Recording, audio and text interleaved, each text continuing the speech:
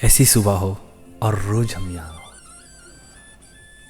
सच में दिल यही सोच रहा था। सामने हरे भरे पहाड़ और बगल में बहते उल नदी के असीम नज़ारे। दिल कर रहा था बस यहीं बस जाऊं, यहीं रह जाऊं। ब्रोड किसी स्वर्ग से कम नहीं है। रात को रुके हम इस होटल में। इस होटल का नाम है राजकमल होटल और ये बिल्कुल ब्रोड डैम के साथ में है। यहाँ पे आपको खाना, सर्विस और व्यू लाजवाब मिलेगा। और ब्रेकफास्ट करने के बाद हम मिले मिस्टर सुमन से, जो इस होटल के ऑनर है, और हमें ले गए अपने साथ ब्रोड की सैर पे।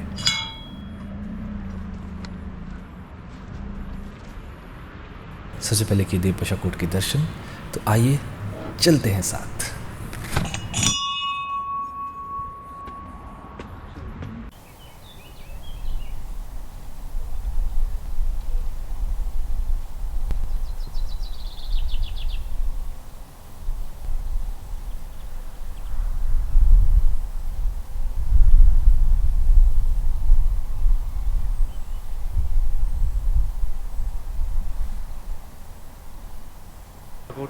आप देख ही रहे होंगे, ये जो देवपशा कोट जी हमारे आराध्य देवता यहाँ के, और ये काफ़ी ही पुराना मंदिर है।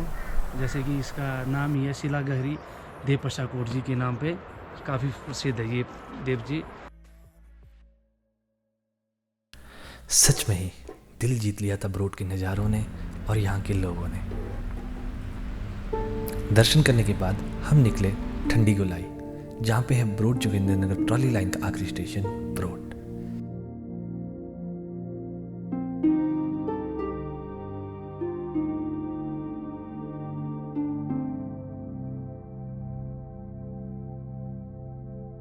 यहाँ पर ठंडी गोलाई, और ये आई आपके रेलवे ट्रैक, जो ये शानन प्रोजेक्ट के कारण यहाँ ब्रोड वैली में जो भी सामान लाने के लिए ये ट्रैक बनाया गया था।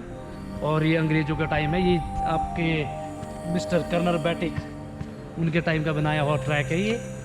और ये का कुछ सालों के, अब कुछ टाइम हुआ इसको, जैसे मतलब ये बंद हुआ है और इस पर कोई ये नहीं हो रही अभी कोई शानन, ये जो आपके पंजाब के अंडर आता हुआ है ये। और ये पहाड़ों के ट्रेन, पहाड़ों से जो आप देख ही रहे होंगे, इसको काफ़ी हाइट पे ट्रैक बनाया हुआ है ये। आई थिंक मेरे को लगता है हिमाचल में फर्स्ट टाइम ऐसी चीज़ें देखने को मिल रही है, जो पहाड़ों पे इतनी काफ़ी हाइट में जो हॉलेस्ट ट्रॉली यहाँ तक आती है ब्रोड वैली तक। ब्रोड से विंच कैंप का जो ट्रैक है वो 35 डिग्री की एलिवेशन पे बना हुआ ट्रैक है, और ये है मशीनरी जो उसको लिफ्ट करती है और कंट्रोल करती है। एक ब्रोड हर स्टेशन पे एक आयरन रॉड रहती है।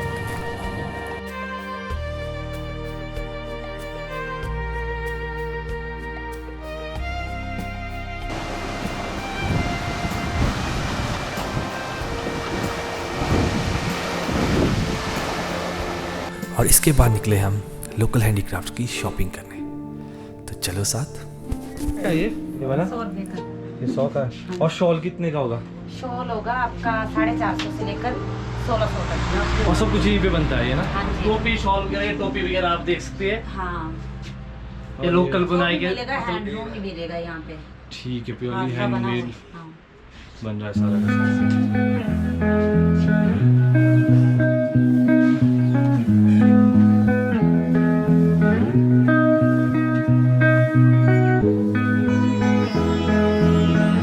और ये है वो मशीन जिस पे लोकल हैंडीक्राफ्ट तैयार किए जाते हैं।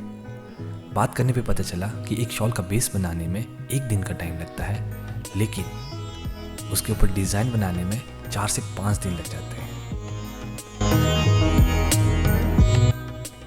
आपको देख ही रहे होंगे कि कितनी मेहनत का काम है ये और कितनी पेशेंस लगती है।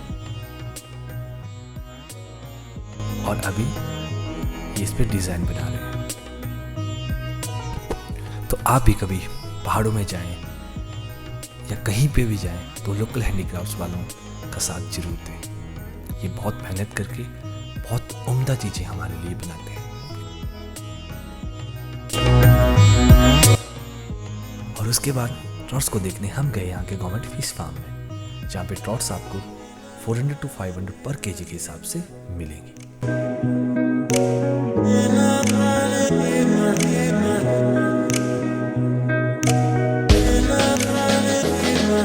शेषनाग वाटरफॉल की दूरी ब्रोड से है 1.5 किलोमीटर, जिसमें लगेंगे 40 मिनट की चढ़ाई और आप पहुंचोगे शेषनाग वाटरफॉल।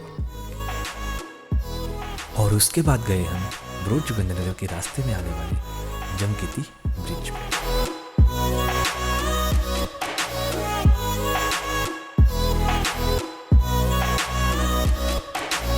और अब समय था ब्रोड को अलविदा कहने का और यहाँ के देव पशाकोट के मंदिर को जाने का। और आखिर में एक कोशिश यहाँ के देव की कहानी आप तक लाने की। कहते हैं देव का मंदिर निर्माण में और मंदिरों से अधिक समय लगा था और उसका एक कारण था मंदिर का निर्माण करने के लिए भूखे पेट जाना पड़ता था। मंदिर का निर्माण काष्ठकुनी शैली में हुआ है, जो इस मंदिर को और भी अलौकिक बना देता है। जिस मंदिर में हम आज जा रहे हैं उसके बारे में अगर बताया जाए तो एक कथा के अनुसार बहुत साल पहले एक चरवाहे की बेटी पशुओं को चराने के लिए मराठ जाती थी। वहाँ एक सरोवर था, वो जब थक जाती वहीं बैठ जाती, प्यास लगती सरोवर से पानी पी लेती, पर उसको एक आवाज़ रोज़ परेशान कर रही थी और वो आवाज़ थी गिर जाऊँ। उसको समझ नहीं आता था कि वो आवाज़ कहाँ से आती है और उसको अपना बहम समझ के घर वापस चली जाती थी। लेकिन सरोवर का पानी पीने से वो लड़की और भी कमज़ोर होने लगी थी और उसने ये घटना अपनी माँ को बताई। तो इस पर उसकी माँ ने कहा कि जब भी उसको फिर से वही आवाज़ सुनाई दे तो कह देना गिर जाओ। अगले ही दिन लड़की अपने पशुओं के साथ फिर से उस सरोवर पे गई और पानी पीने लगी। उसको फिर से वही आवाज़ सुनाई और इस बार उसने कहा गिर जाओ। और जैसे ही उसने कहा गिर जाओ, वो पहाड़ तुरंत ही गिर गए। इसके बाद जम के बारिश हुई और वो लड़की वहाँ से गायब हो गई और पानी में बहती हुई टिक्कन आ पहुँची। वर्तमान में देव पशाकोट का मंदिर इसी स्थान पे है और कहते हैं देव पशाकोट ने उस लड़की के साथ शादी कर ली। कहते हैं देव पशाकोट के भक्तों की झोली कभी खाली नहीं रहती और लोग देव पशाकोट को प्रणाम करके मन्नतों का धागा बांधते हैं।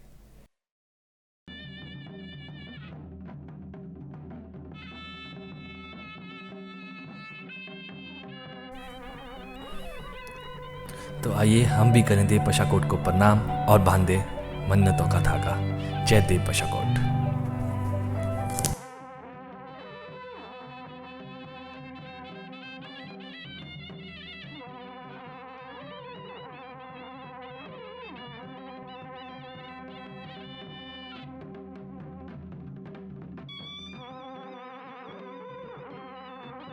और दर्शन करने के बाद हम निकल पड़े एक और सफ़र पे।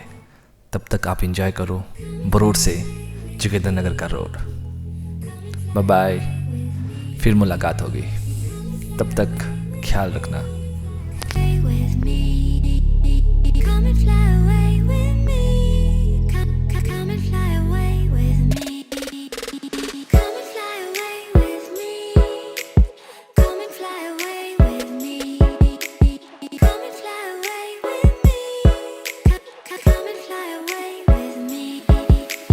Don't you be afraid